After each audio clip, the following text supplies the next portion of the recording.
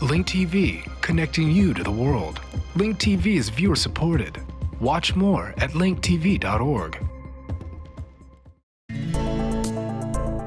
Today on Earth Focus, toxic environments, the U.S. and China, the risks of natural gas drilling in the Marcellus Shale, from toxic chemicals in drinking water to unregulated dumping of radioactive waste, and China's environmental challenges with Jonathan Watts, author of When a Billion Chinese Jump.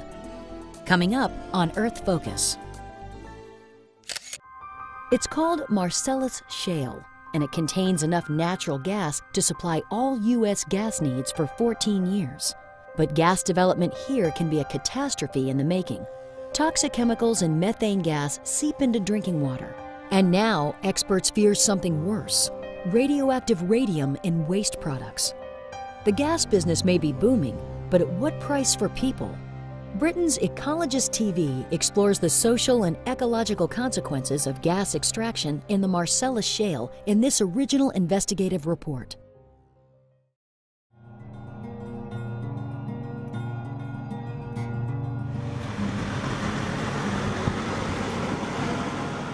This is Bradford County, northeastern Pennsylvania.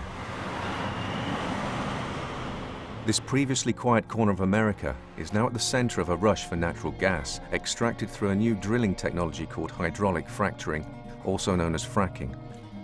But as the ecologist discovered, fracking is a high-risk process that threatens to both destroy the environment and wreck lives. It makes me mad. It makes me very mad. Because my life is over without my water. There was just like this red, nasty water just coming, just oozing out the side of the mountain, just the side of the hill. And now hydraulic fracturing is heading for Europe. The UK, Poland, France and Germany are all next in the frack firing line.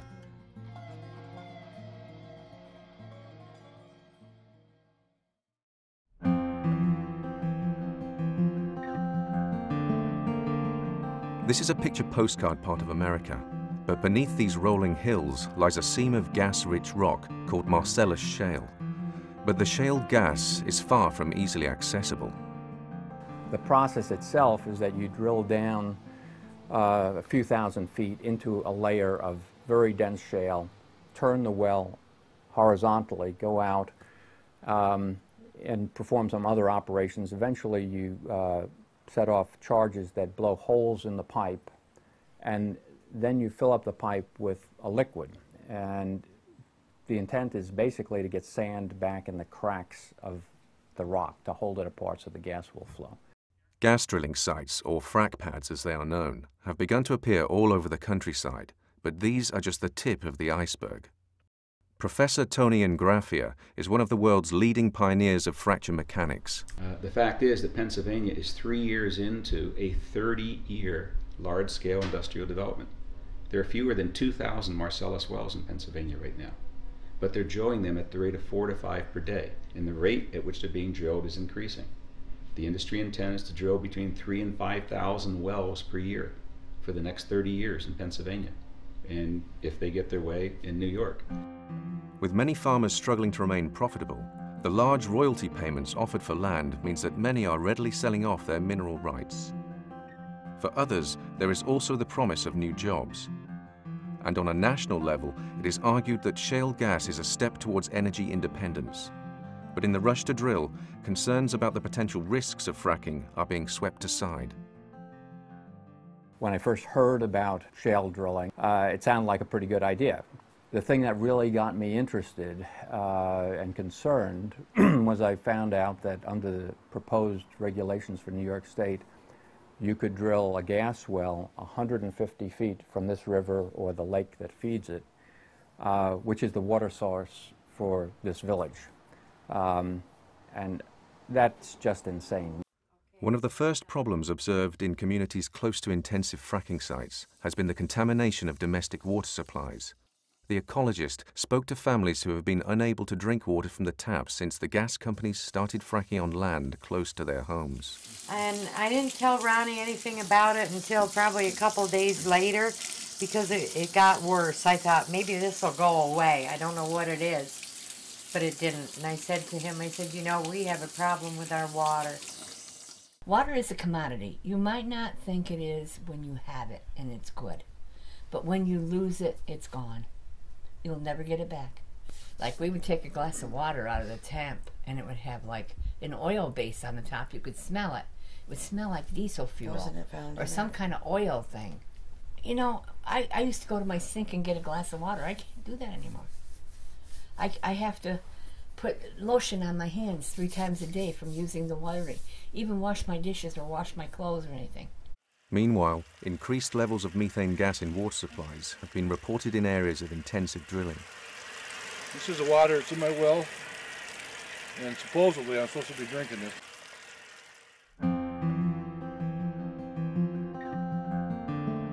One of the key problems with the fracking process is its reliance upon huge volumes of water that are combined with an array of harmful chemicals.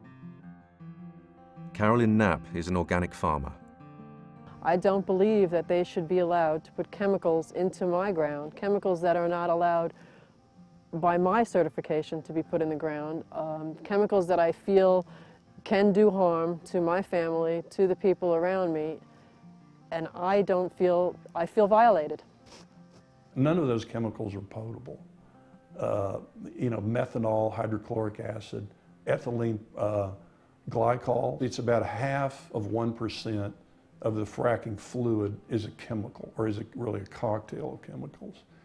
And but do the math on that. That means that's 5,000 gallons per well is chemicals, or toxic chemicals that goes in. So if there's 8 wells per pad site, that's 40,000 gallons of toxic chemicals. And we're losing farms far too quickly as it is, and to have one more circumstance that makes us lose the farms quicker is all the quicker that they'll be gone. There will be no more small family farms. The rush for gas has had other effects on the local community. Small towns have become clogged with gas industry trucks. I have to say, the days of having a nice conversation sitting out in front of the diner are long gone. Main Street's noisier and louder now than ever as a result of the large trucks that the industry requires. They run nonstop 24 hours a day through town, and yeah, the noise is louder than ever. Whilst the increase in traffic represents an inconvenience for local people, the high volume of trucks point to far more serious problems. Once the chemicals are injected and the fracturing process is complete, a large percentage of that fluid comes back up. So we have purposely polluted large quantities of fresh water with chemicals that do not belong in the human environment. And now we have the responsibility, the industry and the landowners have a responsibility to dispose of them properly. But we're talking enormous quantities. Whereas energy-rich Texas has over 11,000 disposal wells, the temperate geography of Pennsylvania means that only a few exist, hardly enough to cater for the thousands of wells planned in coming years. But the safe disposal of frack fluid is not the only concern. The amount of fluid that's running around out there, literally, in tanker trucks, you know, thousands of tanker trucks, is such that one tanker truck going off the road with fracking chemicals in it into a river would pretty much wipe it out. This is like taking that rough and tumble, highly industrialized activity and plopping it right down in the Cotswolds. You know, maybe not such a good idea. Truman Burnett's retirement dream has been destroyed after a gas industry truck spilled a small amount of polluted frack water onto his property. My wife had some health problems, and this was her recovery area, and we had a little bit of heaven. The only thing you heard at nighttime here was your heartbeat. Now it's just totally devastated. And the water dumped out, down off their pad, down across my land, into my pond, through the pond and into the wetland here alongside me. And what it did, it killed the pond, killed the fish, killed everything in the pond. No frogs, no turtles, nothing. Our drinking water in our house has high concentrations of lead. They've recommended it, or they've told us not to drink it and don't bathe in it.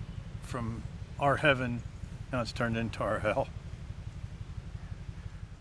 The estimate of the Pennsylvania Department of Environmental Preservation is one serious environmental concern for every 150 wells drilled to date. You do the math. If we're talking hundreds of thousands of wells, we're doing hundreds or thousands of spills. That's called cumulative impact. So it goes to the heart of your question. Why are you not seeing all these things yet? Because the cumulative impact is accumulating. Come back in 10 years. The ecologist met with an ex-gas industry employee who described a spill on a site that he worked on. Some of the sites are well regulated, yeah, where DEP and OSHA and stuff like that, where they're right on them and stuff, yeah, they're well regulated. But the rest of the 95% of them, where they're not going to go out to the site and look at them, no. No, they're not well regulated. Some of them are real bad.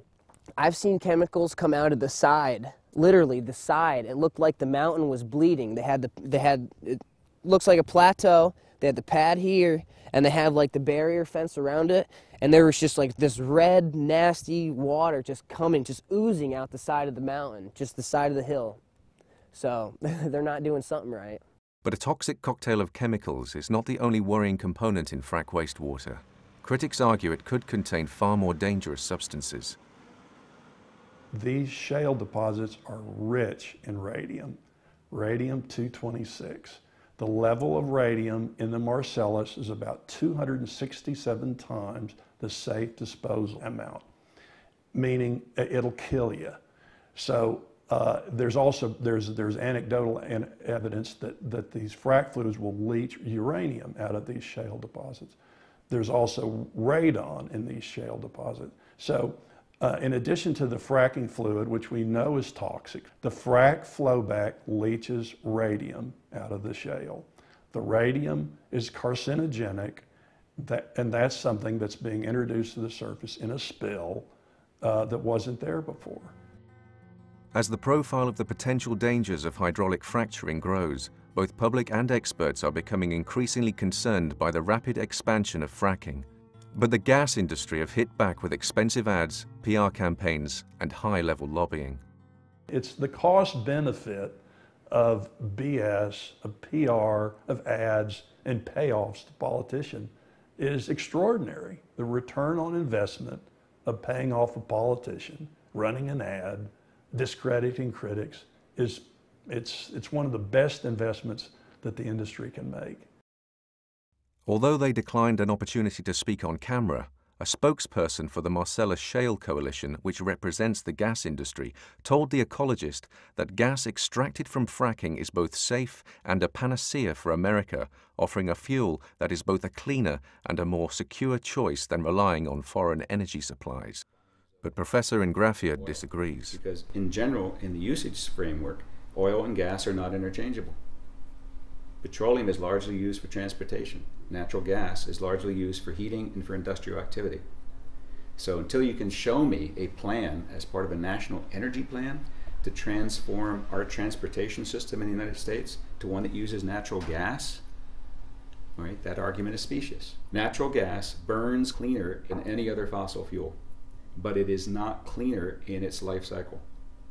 Studies that are being done at Cornell University right now that are going to be released soon in peer-reviewed journals will show conclusively that the life cycle cost in terms of carbon dioxide emission and methane emission from the development of gas from unconventional sources like shale is at least as dirty as coal. Professor Ingrafia is also concerned about unregulated fracturing practices spreading around the world. Not only do we now have a technology that has exceeded our regulatory capacity, we have a government saying something that's ahead of the technology.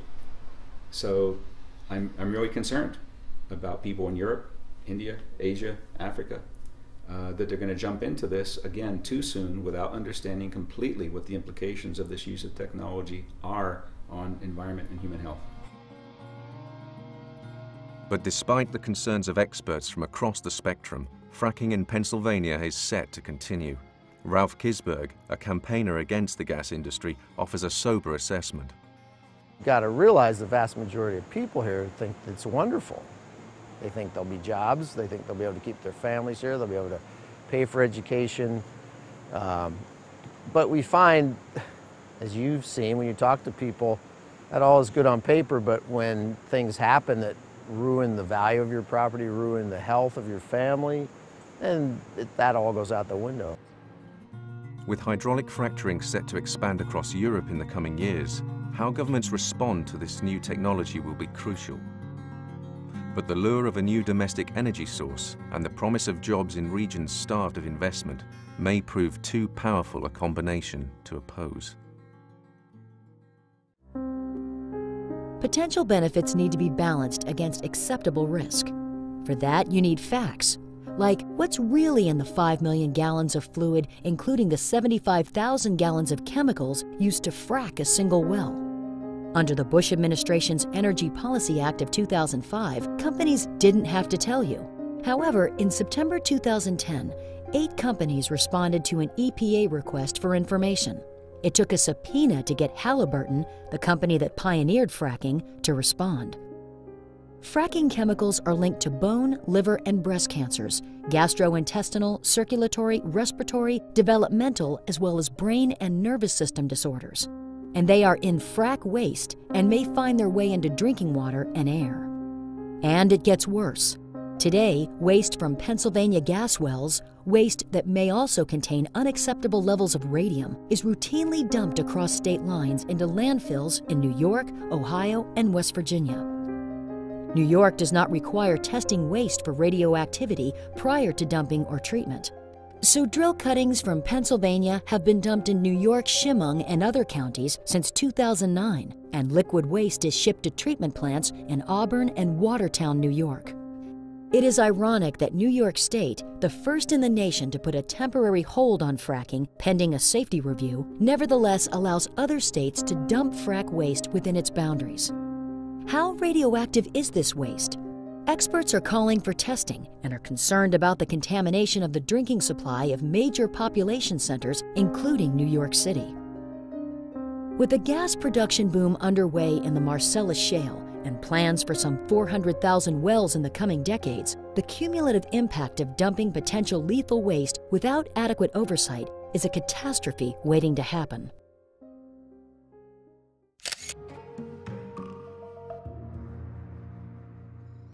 China went from poverty to economic heavyweight in one of the greatest bursts of development in history. But health and the environment paid a price.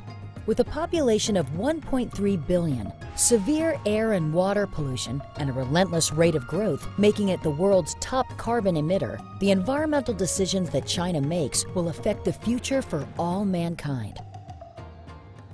Jonathan Watts is the Asia environmental correspondent for The Guardian, one of the UK's leading newspapers. He recently traveled more than 100,000 miles across China to look at the state of the environment.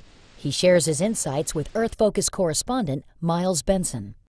Jonathan Watts, you've written a book called When a Billion Chinese Jump. Where did you get this title about a billion Chinese jumping?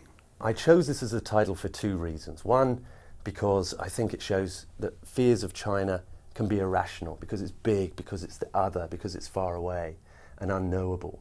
But also because there is a very real reason to be concerned about China, which is not that it's becoming further away from us, but it's actually becoming more like us, and that we are the problem. We, with our unsustainable living standards and lifestyle and consumption habits, we are the problem. So 1 billion people in rich countries have already made the jump. There are several billion more lining up behind China to make the jump.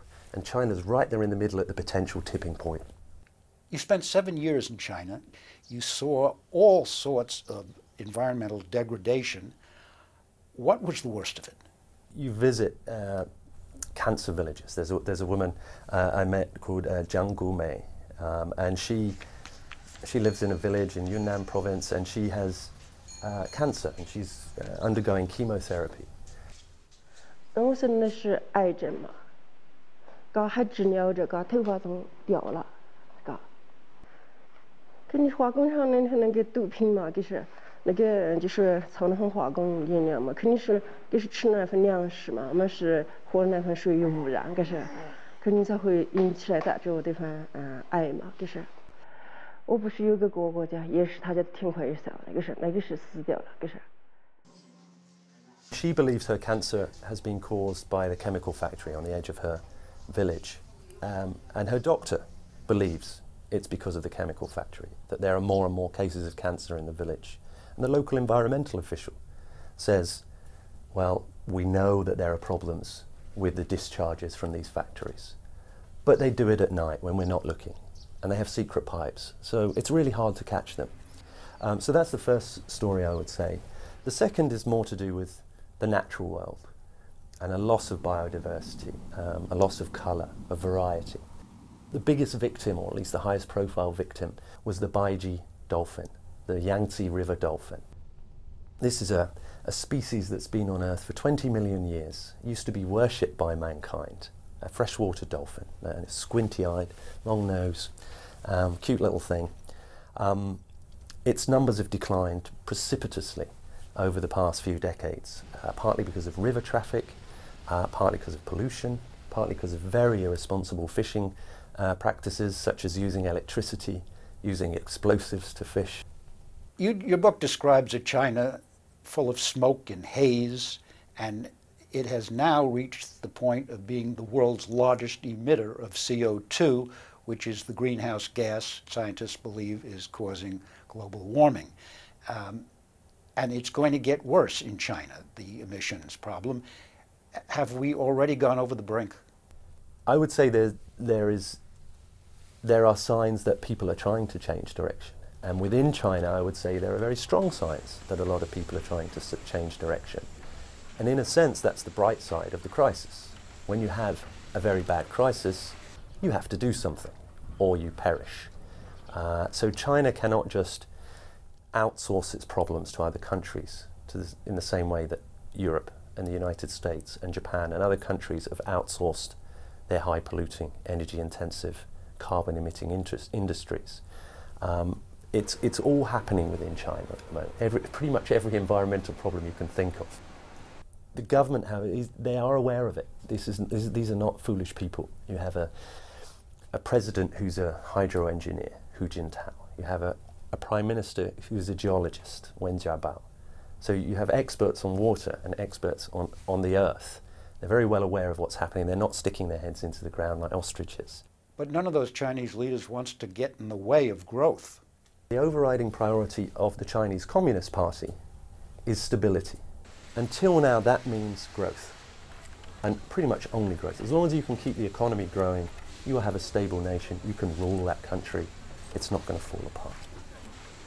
But if the environment starts to become a threat to stability, which I think it has, and you see a lot of protests related to the environment in China. We don't know exactly how many because the government stopped releasing figures, but I've certainly seen the aftermath of several large protests. And so it is a social issue we're talking about here. It's a security issue we're talking about here.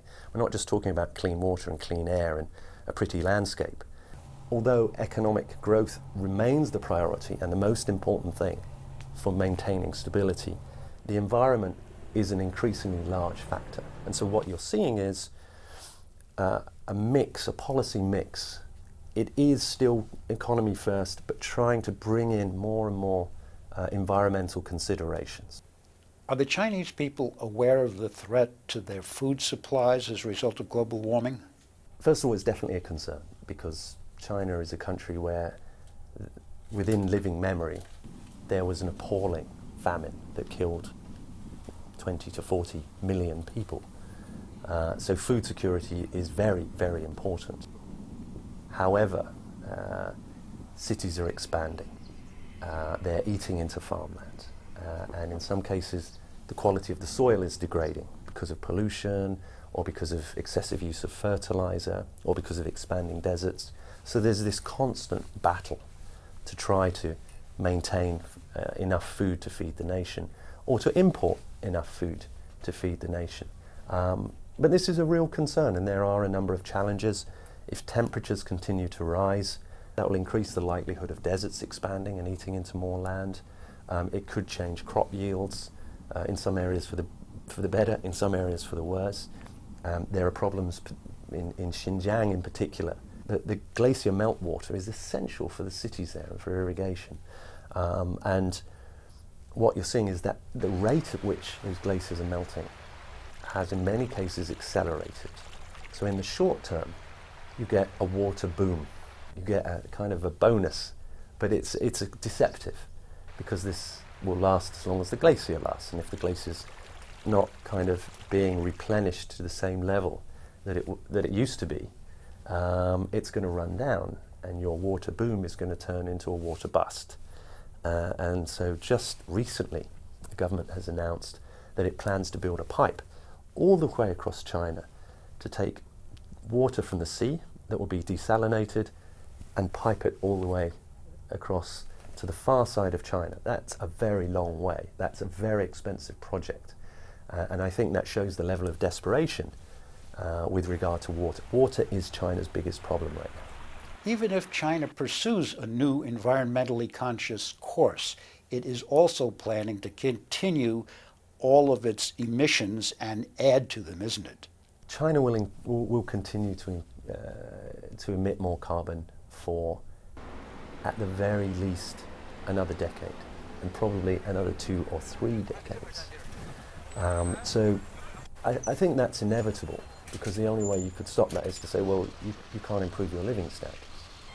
And you can't say that to China. I mean, that was so incredibly unreasonable when they're still so much below the standards in the Western world. So the key at the moment is for China to grow as efficiently as possible, so there is as little waste as possible. The increase is kept to the lowest possible level, and to see at some point in the future a time when those carbon emissions will peak, and when the use of other types of energy can start to overtake them. And of course, at the same time, that will require international cooperation. It will require sacrifices by richer nations as well. But that is an extraordinarily difficult thing to do.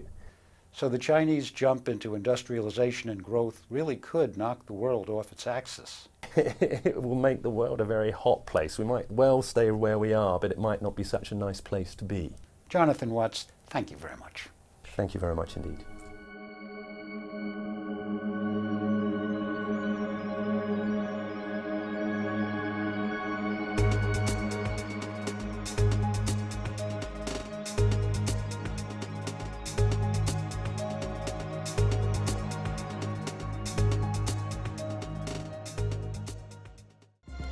Link TV is the only U.S. network dedicated to global and national news, uncompromising documentaries, and diverse cultural programs. Programs which connect you to the world. To learn more, visit linktv.org.